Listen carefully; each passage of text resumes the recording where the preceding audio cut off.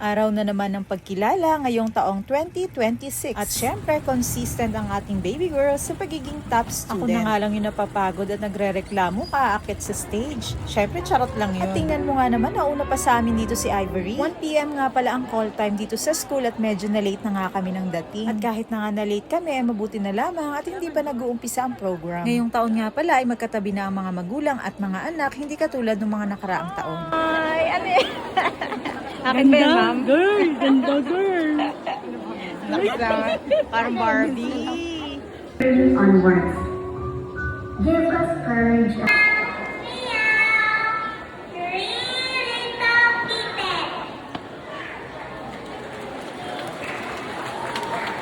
At nag-umpisa na nga ang program at may mga nag-intermission number na nga. At ako naman, syempre, ano pa nga ba ang gagawin ko? Habang naghihintay sa turn ni Yuna, di magaganchilyo pa din.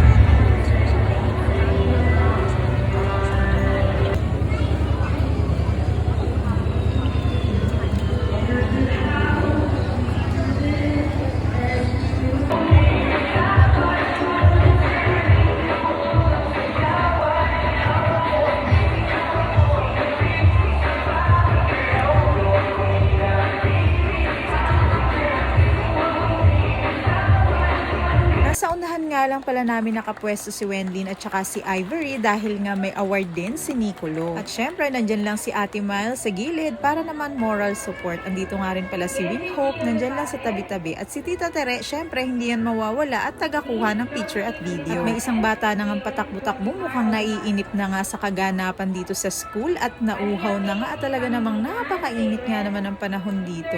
At ayun nga pala si Michelle natutulala sa gilid. At dahil malapit na nga kaming rumampa ni Yuna sa stage, kaya naman tinanggal ko na ang pagkakatirintas ng aking buhok at tingnan mo naman, kaganda-ganda ng aking kulut-kulutan for today. At eto na nga, kailangan na namin pumila para naman mas maayos mamaya kapag tinawag na ay sunod-sunod na ang mga pangalan ng mga bata. At syempre, eto nga, magpapapicture muna kami dito sa magandang view na ito. Sa araw na ito din nga pala nagtatapos ang ika-4 na baitang ni Yuna. 4 na taon din na nga pala siyang sinasabitan ng medalya. Noong ika-2 baitang nga pala ni Yuna ay si Daddy ang nagsabit ng medal sa kanya. Ngayong taong ito, kung nandito lang si Daddy, ay malamang siya pa rin ang magsasabit sa kanya. Kaya lang, wala si Daddy, nasa Singapore na siya kasi nagtatrabaho na ulit siya. So next year, ako ulit ang magsasabit ng medal sa kanya. Pero pagdating ng ika-6 na baitang o grade 6, ay si Daddy na ulit ang magsasabit ng medal sa kanya sa araw ng kanyang pagtatapos. Yun ay kung pagbubutihin pa rin niya ang kanyang pag-aaral at magiging top student pa rin siya. No pressure naman sa kanyang pag-aaral pero masipag lang talaga mag-aral tong batang to. Sa akin yun. Panaka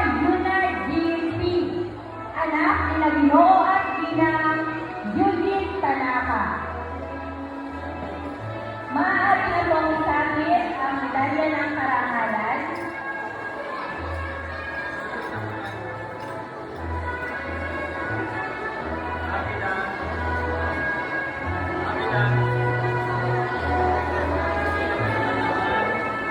Upang ipakilala ko ang mga mag-aaral na nagkamit ng karangalan sa ika-5 baitang Ako nga pala'y napatawa sa part na ito dahil kailangan naming kamayan yung mga panauhing pandangal at tagapagsalita na nandito sa likod. Ay imbis na ang sabihin ko doon sa unang kinamayan ko ay salamat po, ay ang sabi ko ay congratulations. Ay ako'y tawang-tawa kaya inulit ko na lang na congratulations din po kasi nga meron din naman siyang anak na nagtapos ng grade 4. At hanggang ngayon nga tuwing naaalala ko yung pangyayari nila, ako'y tawang-tawa pa rin talaga. At matapos nga ang pagtanggap ni Yuna ng medalya ay kami naghahanda na para umalis pero hinanap muna namin ang kanyang mga teachers. Okay. Uwi ko na tataran. Maaari niyo na pong sabit ang medalya. Congratulations po. Ayan, congratulations Nicolo, Kokoy. Sana naman next year ay muli kang umakyat dyan sa entablado. At eto na nga, sumakay na kami ng tricycle para pumunta sa Jollibee habang namumuti-muti pa ang aking bigote. Hello.